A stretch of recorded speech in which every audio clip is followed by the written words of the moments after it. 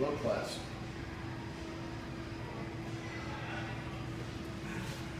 I don't come from your typical family.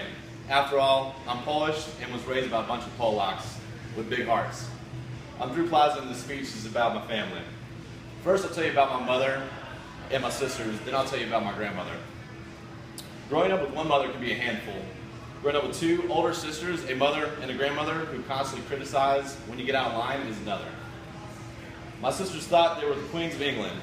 Talk about competition and tough love.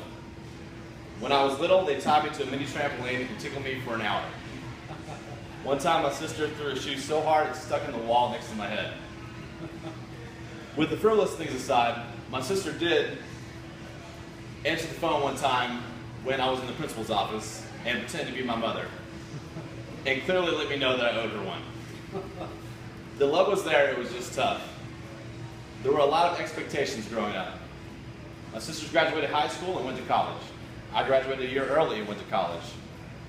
Both of my sisters are married now, so they give me tips every now and again what I should and shouldn't do and how I should be a better man. But they can't teach me as good as my mother.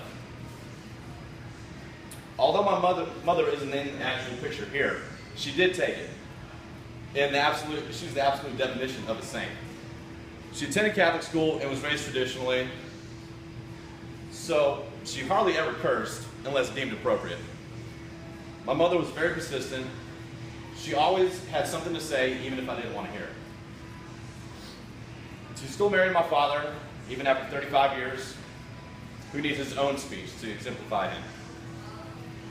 My mother is a persistent soul, always striving for my betterment, but like with anything, if you appreciate the remake, you have to respect the original, my grandmother.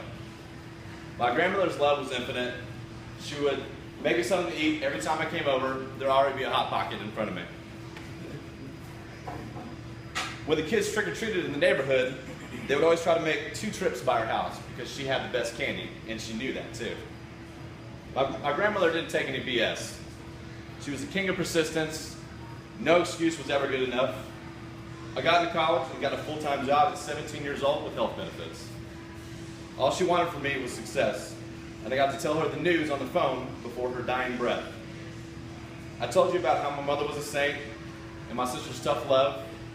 Then I told you about my grandmother's love and persistence to keep me on my way. They taught me a lot, and continue to do so until this day.